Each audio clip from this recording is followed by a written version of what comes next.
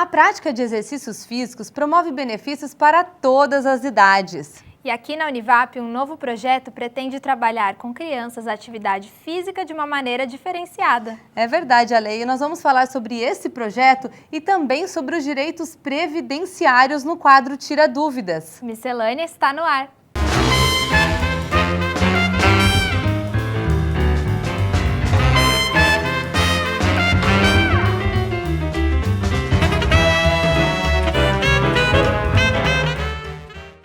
Nos dias de hoje, o interesse pela psicomotricidade se tornou cada vez maior. Mas você conhece essa ciência?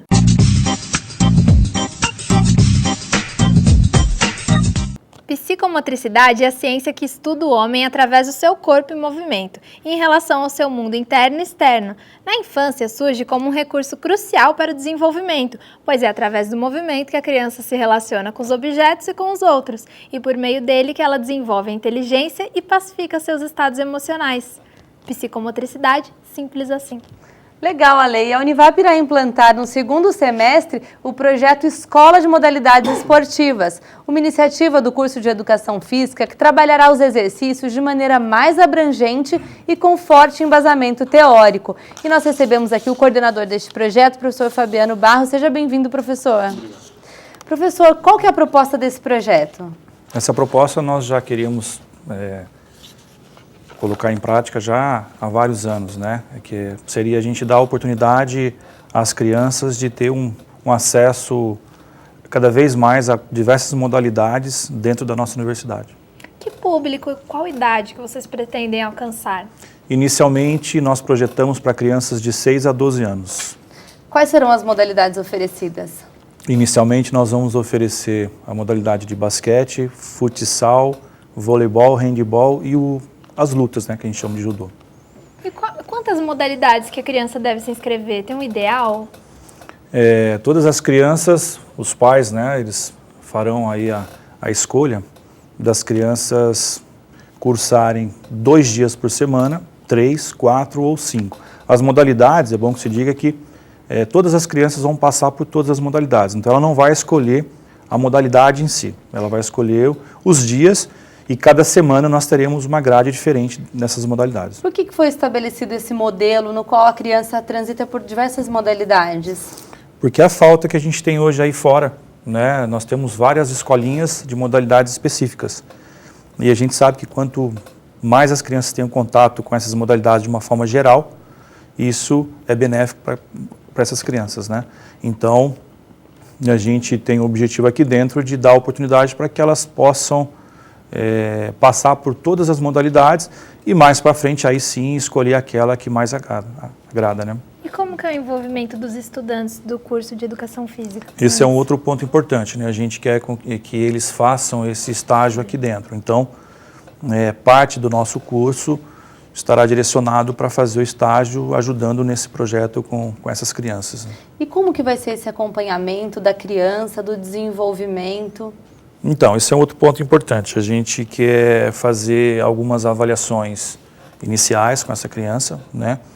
E ao longo do tempo, a cada 2 meses, passar aos pais esse desenvolvimento, através de vídeos, fotos, como essa criança chegou e que estágio ela está hoje, de acordo com a sua idade, dentro desse desenvolvimento que ela vai adquirir aqui dentro. A gente falou no começo do programa sobre a psicomotricidade. Queria que você falasse os benefícios que a atividade física proporciona para a criança no desenvolvimento dela, de maneira geral. A gente sabe, hoje é muito difundido de que toda criança que passa por um processo de oferta motora interessante, ela tem esse desenvolvimento bastante diferenciado, né? Então, quanto mais a criança tiver esse acesso ao movimento, ao esporte de uma forma geral, esse desenvolvimento com certeza será mais amplo. Quais que são os principais benefícios da criança? Mas assim, né, para os alunos que vão acompanhar, o que isso agrega para os estudantes do curso de Educação Física que irão acompanhar também? Bom, fora essa questão deles poderem cumprir esse estágio aqui dentro, né, a oportunidade deles estarem trabalhando com essas crianças e com acompanhamento dos nossos professores, né? Que é algo que aí fora a gente sabe que não acontece de uma forma tão exemplar. Agora a gente falando um pouquinho sobre o papel da universidade, de extensão, de se aproximar da sociedade. Qual que é a importância disso também, né? Porque é um projeto que vai agregar, trazer a comunidade aqui para dentro da universidade, né? É uma troca muito interessante. Sim, né? Esse é um outro ponto importante que a gente quer também, que os pais venham, conheçam os nossos espaços, nossa estrutura, e que a gente possa mostrar um pouco do nosso trabalho, tanto na formação desses profissionais, e nessa oferta de extensão, que é algo importante para a nossa universidade também. Como que vai ser feita essa supervisão pelos professores? Serão só professores de educação física ou terão outros profissionais envolvidos? Sim, não. Todos os professores que estarão trabalhando nesse projeto são profissionais da área e todos eles contratados pela universidade ou dentro do próprio curso ou especificamente para esse projeto. Qual que é a infraestrutura que as crianças utilizarão? Nós vamos utilizar todo o nosso complexo esportivo. Então, desde as quadras, piscina, campo, sala de lutas, ou seja, toda a nossa estrutura a gente vai colocar à disposição desse projeto para que essas crianças possam ter o maior repertório possível dentro dessas modalidades. Legal, agora vamos então às informações para quem quer saber mais, quem tem interesse em conhecer mais sobre esse projeto, professor. Legal. O nosso site é o www.univap.br/EME, né, Escola de Modalidade Esportiva.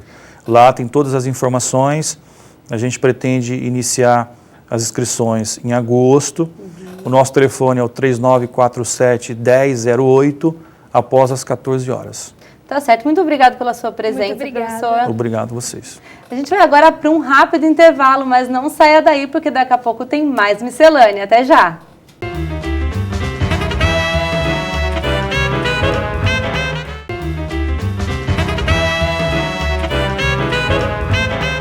Aposentadoria, desaposentação, auxílio-doença, salário-maternidade. Bom, esses são apenas alguns dos benefícios que integram o direito previdenciário. E esse é o tema do Tira Dúvidas de hoje.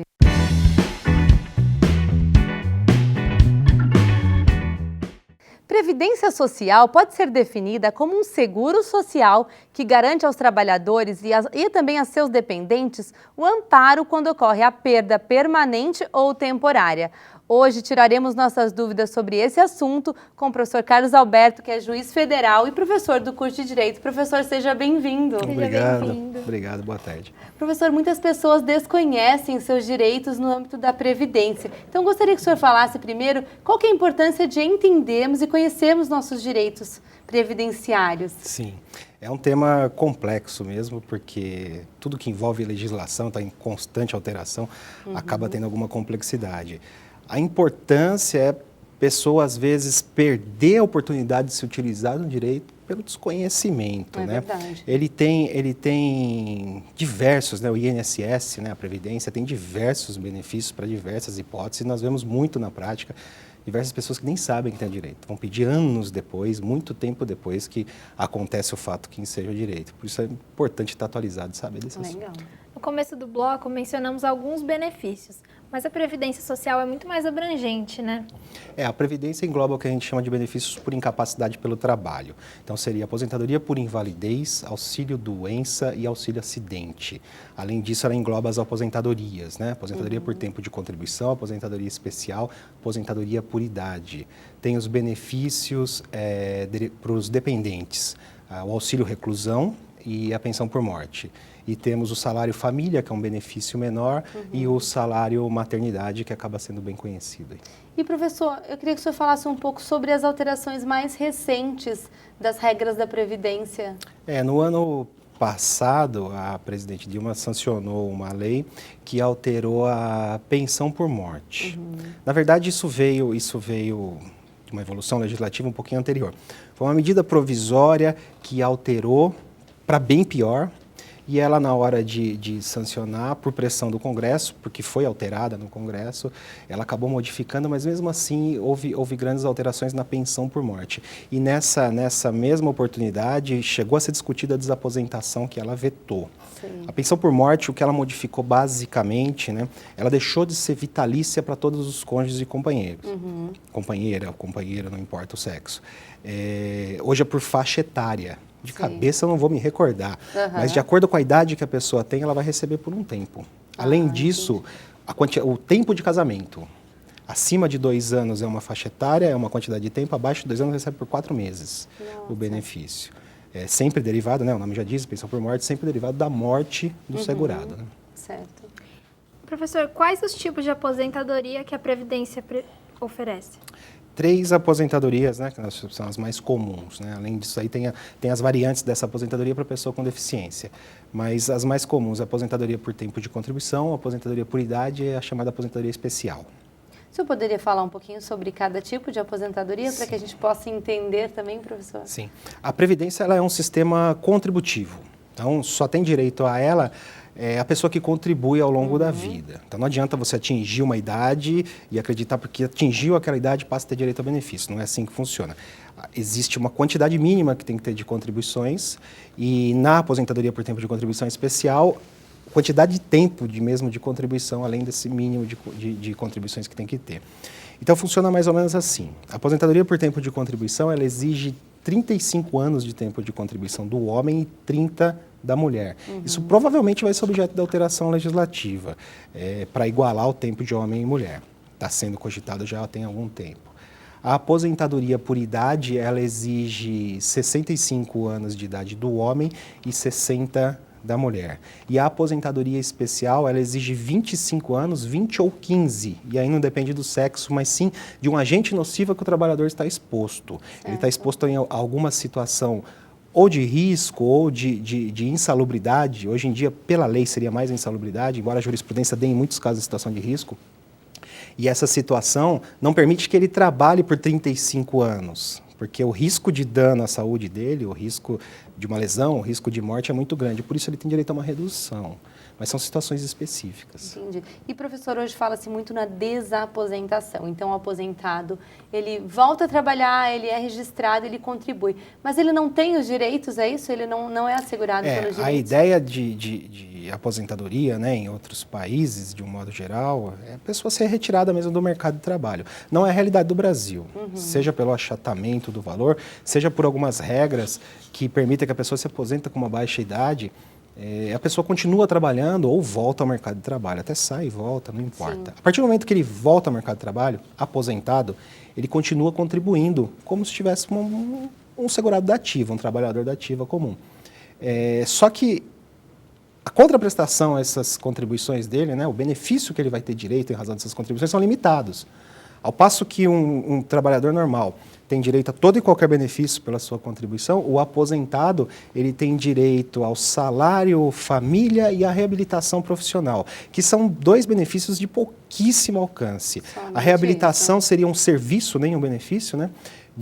Prestado pela Previdência quando a pessoa está incapacitada para o trabalho. E o salário, família, é um benefício pago para aquele que tem dependente menor de 14 anos de idade, que não é a situação de uma pessoa aposentada. Dificilmente ela vai estar dentro disso daí. E mesmo assim os valores são de R$40, 30 e poucos reais, é bem baixo. No mais, não tem direito aos outros benefícios. Então, se essa pessoa ela se incapacita para o trabalho, ela não consegue sair de licença. O povo chama de licença, né? Mas seria o auxílio-doença, ela não consegue isso daí. Então, de um modo geral, tudo aquilo que ela paga também não reflete mais no valor da aposentadoria dela. Certo. Se ela recebe R$1.000 de aposentadoria, no ano seguinte ela vai ter o reajuste convencional que todos os trabalhadores, que todos os aposentados têm. Aqueles valores que ela pagou ao longo daquele período não se refletem mais lá dentro.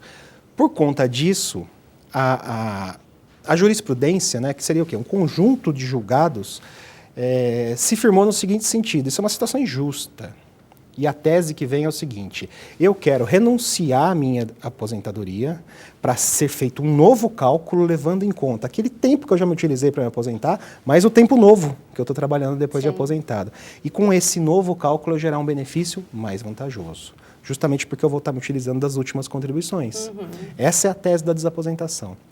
Ela não tem previsão legal, ela é uma tese desenvolvida judicialmente, aceita judicialmente, depende de ação judicial, contratação de um advogado e ingresso com ação na Justiça Federal. No caso dos atrasos, como recolher para completar o tempo de contribuição? Em regra, essa questão de recolhimento de atrasados, ela não é um problema na maior parte dos casos do segurado. Nós temos mais de um tipo de segurado. Alguns deles, não é ele quem paga o benefício, quem paga é seu empregador. Então, o empregado convencional, ele não vai lá e recolhe, já vem descontado no lerite dele. Então, quem repassa é o empregador. Essa pessoa, ela nunca vai ter que recolher nenhum atrasado, porque se o empregador dele não recolheu, é um problema do empregador com o INSS, isso não pode afetar a relação dele. Agora, aquelas pessoas autônomas, essas em tese podem sonegar. Então, elas não recolheram ao tempo oportuno e o recolhimento é uma obrigação tributária. Se não for recolher, há uma sonegação. O INSS pode cobrar, mas se ele já tiver prescrito o prazo, ele aceita receber. E, em contrapartida, ele te dá o direito previdenciário correspondente. Então, pode sim, nessas situações, haver um recolhimento do atraso. Esse recolhimento é feito do modo normal de um pagamento do tributo, pela guia GPS. O cálculo é feito pelo próprio INSS, segue outros critérios e aplica-se multa e juros, porque é um recolhimento que foi feito, deveria ter sido feito lá atrás e que não foi feito, né? Via de regra, não vale a pena pelo valor, fica alto. Professor, daqui a pouco a nossa conversa vai começar, vai continuar, na verdade, né? Porque agora nós vamos ao quadro Dicas de Moda, daqui a pouco vamos para o intervalo e a nossa conversa continua no Tira Dúvidas com o professor. Confere aí. Olá, meu nome é Nicole Scarpel e eu sou estudante de Design de Moda da Univap. E o Dicas de Moda de hoje vai te ensinar 2 maneiras fáceis de customizar aquelas blusas velhas que estão no seu guarda-roupa. Vamos lá?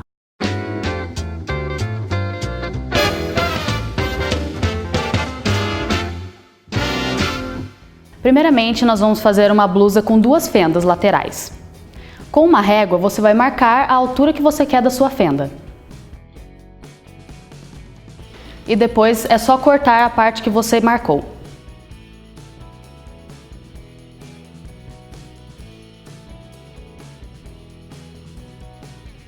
Se você não tem cola para tecido, você vai pegar as 2 extremidades da fenda e puxá-las. Isso vai dar um efeito de que está costurado.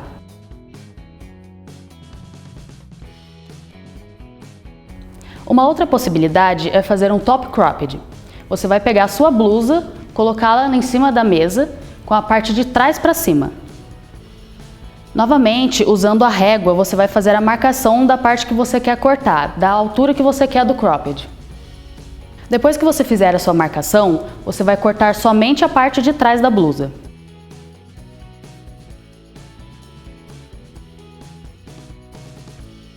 Agora faça 2 piques na altura que foi cortado a parte de trás, um do lado e uma do outro. No meio da sua camiseta, você vai fazer uma fenda na altura que foi cortada a parte de trás.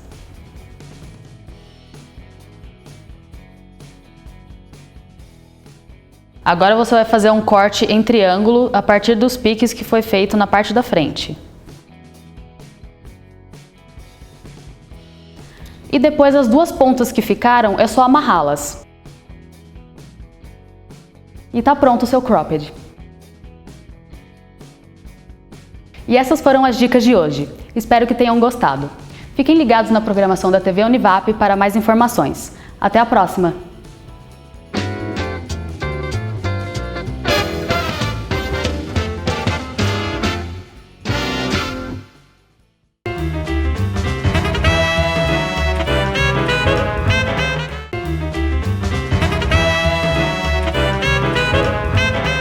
Olá, já estamos de volta com o Miscelânea e hoje o nosso assunto aqui é Direito Previdenciário. Estamos recebendo aqui o professor Carlos Alberto do curso de Direito.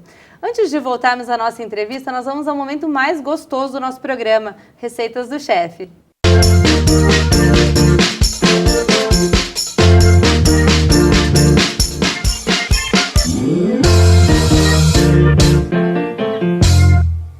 Olá, meu nome é Rosângela, eu sou do 1º ano da turma de Gastronomia da Univap e hoje eu vou ensinar vocês a fazer a torre de berinjela.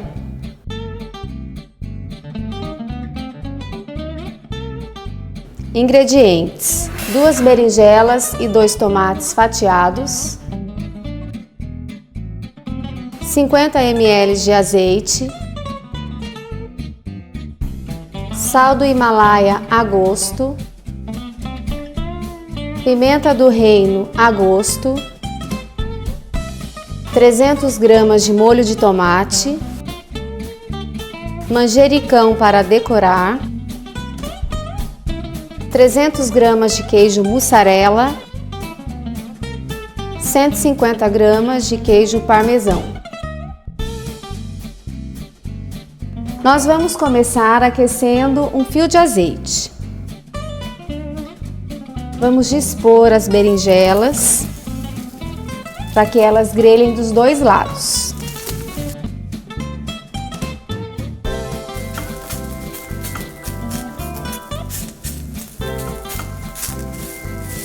Após as berinjelas grelhadas dos dois lados, nós vamos salpicar pimenta do reino a gosto e sal. Esse procedimento deve ser realizado dos dois lados.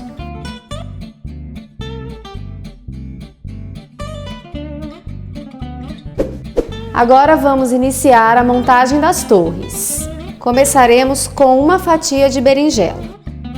Após uma fatia de tomate e o queijo mussarela. Mais uma fatia de berinjela, mais uma fatia de tomate e mais queijo mussarela. Como vamos finalizar a torre, você poderá também utilizar o queijo parmesão. O queijo ajuda a dar suculência no prato. Vamos finalizar com folhas de manjericão.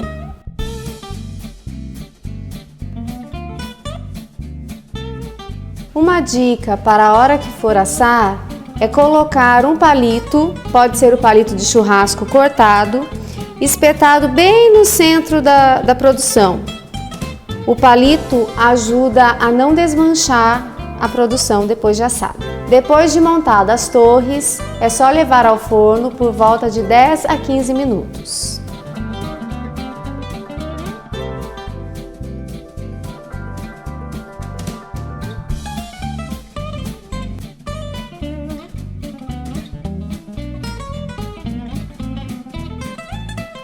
Agora vamos para a montagem. Primeiramente, vamos colocar o molho de tomate no prato. E em seguida, vamos colocar a torre de berinjela.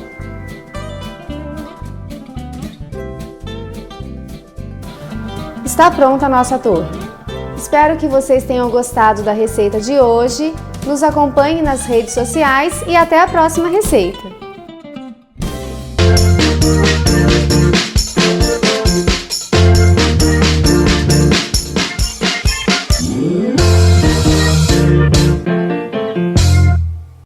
Muito obrigada, Rosângela. Lembrando que essa e outras receitas que você vê aqui no Miscelânea estão disponíveis no nosso canal no YouTube. Voltando para a nossa entrevista, professor, eu queria que você me dissesse o que é auxílio reclusão. Ele é um benefício devido aos dependentes do segurado preso. Pela lei, eu até costumo brincar quando ensino isso daí, pela lei ele é tratado num artigo só. Ele fala, ele é devido aos dependentes do segurado preso nas mesmas situações da pensão por morte. Então, ele é similar, muito similar à pensão por morte, com a ressalva de que a pessoa não está morta, sim presa. E existe uma confusão muito grande, um certo preconceito em relação a esse benefício aí, que alguém está preso e os dependentes dele estão sendo sustentados em tese pelo governo, pela Previdência. E é comum a gente ver em rede social, foto, para cada preso, para cada filho preso, a pessoa vai receber R$1.000 e poucos, e não é assim que funciona. Ele é calculado exatamente como é calculado uma pensão por morte. O valor dele é o mesmo de uma pensão por morte. O que depende do salário da pessoa antes de ter sido presa. O que depende da quantidade de contribuições que ela tem. Pois bem, ele pode ter o mínimo até o teto de R$5.000. E esse valor é único e dividido por todos os dependentes. Então, se a pessoa tiver um filho, esse filho recebe tudo. Se tiver dois, os dois vão dividir e por aí vai. A cônjuge, a companheira e por aí vai. Só que ele tem um detalhe, ele só é pago aos dependentes do segurado baixa renda, do preso baixa renda. E a legislação, então, ela estipula que a pessoa que foi presa, quando estava nativa, tem que ter recebido até um patamar máximo. Se passou dali, os dependentes não têm direito a esse benefício. Esse patamar ele é atualizado ano a ano, ele começou lá em 1998 com R$360, ele vem atualizado pelos índices ano a ano. Hoje ele gira em torno de R$1.100, R$1.089, ele está por aí de cabeça exatamente, eu não me recordo o valor exato. Mas a técnica é bem simples. Analisa o último recolhimento da pessoa antes de ser preso, atingiu um patamar superior a este valor, os dependentes não têm direito ao benefício. Atingiu um patamar inferior, eles têm direito a esse benefício, calculado uma única vez e dividido entre todos os dependentes que existem. Como ele é um benefício baixa renda, a pessoa recebeu ao longo da vida, muito dificilmente ela teve grandes salários. E na hora da prisão ela teve um salário de R$1.000. Ela vem recebendo aquele salário há muito tempo. Então o benefício ele dá um valor baixo, próximo do salário mínimo, na prática, tá? Ele acaba dando um valor próximo do salário mínimo. E a pessoa tem a esposa e mais um filho, cada um recebe meio salário. Se tiver 3 pessoas, esse valor se divide por 3. Então é muito diferente do que a gente vê, às vezes em rede social, o pessoal comentando, isso não vai existir. As pessoas confundem esse valor teto de baixa renda, que gira em torno de 1.100, como sendo o valor do benefício pago a cada filho, pago à esposa, e não é isso, não é isso. Professor, agora qual que é a diferença entre o auxílio doença e o auxílio acidente? São 2 benefícios por incapacidade, né? O auxílio doença, embora ele leve esse nome, ele não tem nada a ver com a doença em si. Ele deriva da incapacidade para o trabalho. O auxílio acidente, ele também deriva da incapacidade, desde que essa incapacidade seja proveniente de um acidente, por isso que ele leva esse nome. Mas não é essa a principal diferença. A principal diferença é o grau de incapacidade. O auxílio-doença, ele deriva de uma incapacidade temporária. Então, a pessoa está incapacitada para o trabalho, mas ela vai retornar. É a chamada licença. Vou sair de licença porque sofri uma fratura, porque sofri algum problema de saúde, não posso trabalhar. Retornando a aptidão ao trabalho, a capacidade, perdão, ela volta ao trabalho. Já o auxílio-acidente, ele gera uma sequela.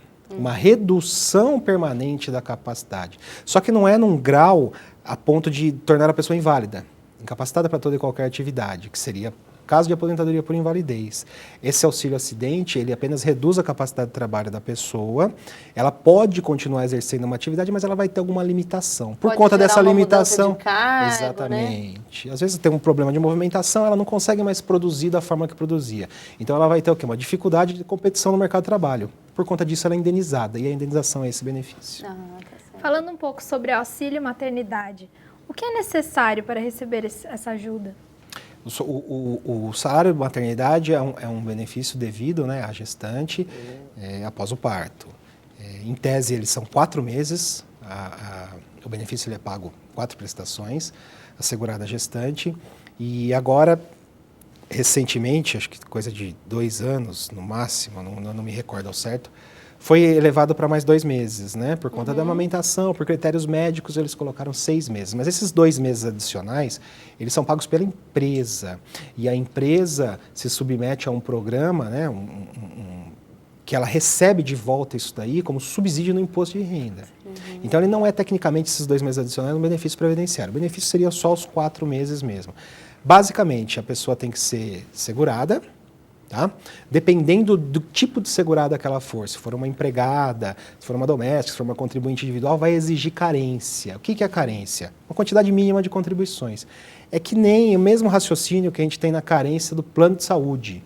Não dá para a pessoa ingressar num plano de saúde já grávida e exigir o parto do plano. Ele exige uma carência de 10 meses, não é isso? 10 pagamentos. O raciocínio é o mesmo. A Previdência exige 10 pagamentos de contribuição. E, professor, a licença paternidade ela foi ampliada de maneira facultativa. Nesse caso, quem que paga por essa licença de 20 dias? É a empresa ou é o governo? É o empregador. É o empregador. Então, é o mesmo caso dessa extensão da licença maternidade. Tecnicamente, não é um benefício previdenciário, é uma licença. Certo.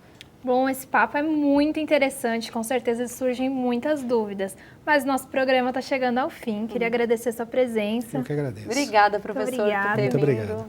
Celânia de hoje fica por aqui. Não deixe de nos acompanhar nas redes sociais. Até o próximo programa. Tchau, tchau. Tchau.